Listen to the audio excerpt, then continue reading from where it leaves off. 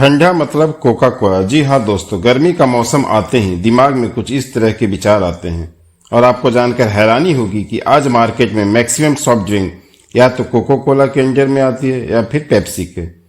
जैसे कि Mirinda, Mountain Dew, seven up, ये सब पेप्सी के प्रोडक्ट है। वहीं थम्स अप, माजा, स्प्राइट, लिम्का कोका कोला के। लेकिन इंडिया में एक ऐसा टाइम था जब कोका कोला और पेप्सी कैंपा कोला के सामने कुछ भी नहीं थी।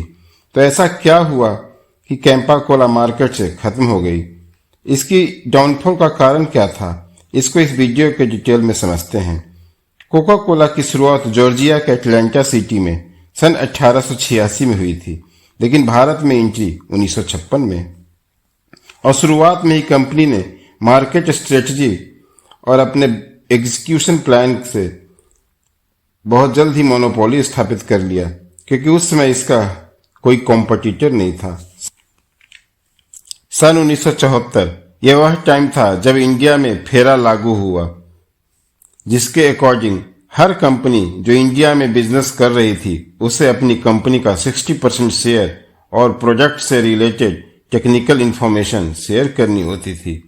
और जबकि कोका कोला मार्केट में पूरी तरह जमी हुई थी और वह अपना पैर फैला चुकी थी, तो कंपनी ने 60% शेयर देने का फैसला लिया, बट टेक्निकल इंफॉर्मेशन और अपना रेसिपी सीक्रेट देने से साफ मना कर दिया।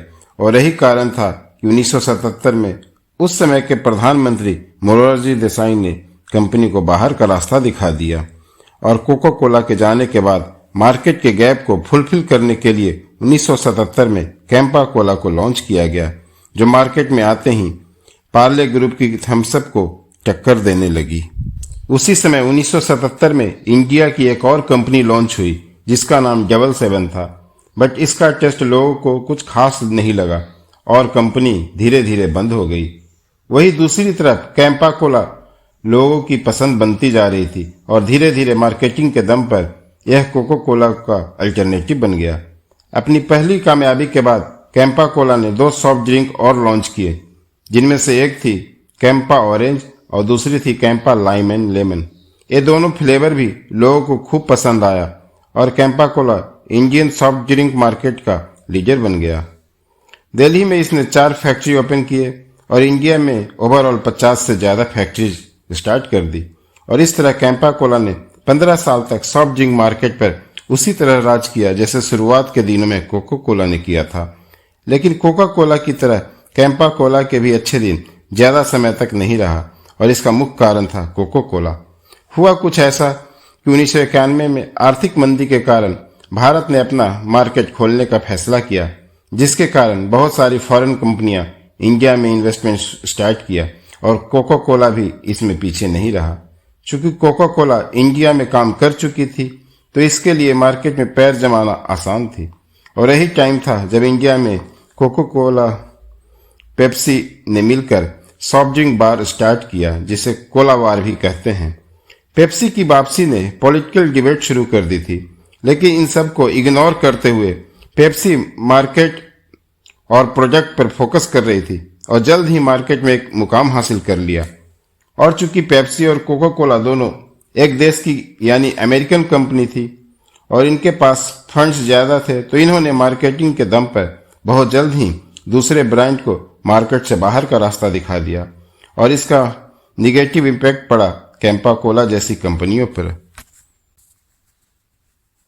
और टफ कंपटीशन के कारण कैंपा कोला ने अपनी दिल्ली बेस्ड कंपनी को बंद कर दिया और धीरे धीरे इंडिया की बाकी फैक्ट्रीज भी इनका बंद हो गई।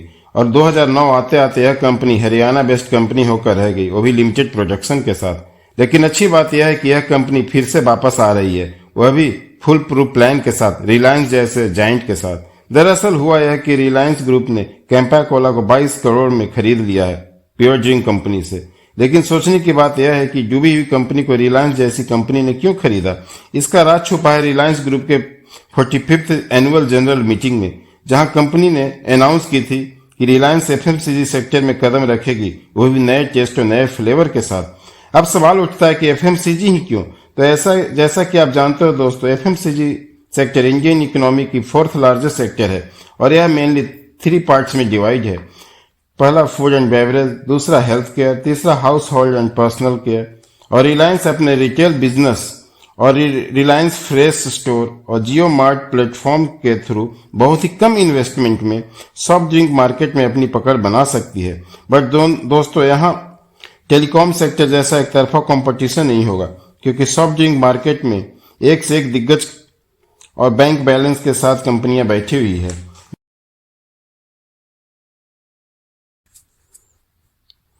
बट रिलायंस ने भी सॉफ्ट ड्रिंक मार्केट में प्राइस वाला स्टार्ट कर दिया है। इसका एक एग्जांपल है रिलायंस का ऑनलाइन प्लेटफॉर्म जियो मार्ट, जहां कैंपा कोला की 600 ml बोतल मात्र 15 रुपए में और 2 लीटर बोतल 49 रुपए में अवेलेबल है। वहीं अगर कोका कोला और पेप्सी की बात की जाए तो 2 लीटर बोतल की कीमत 95 रुपए है।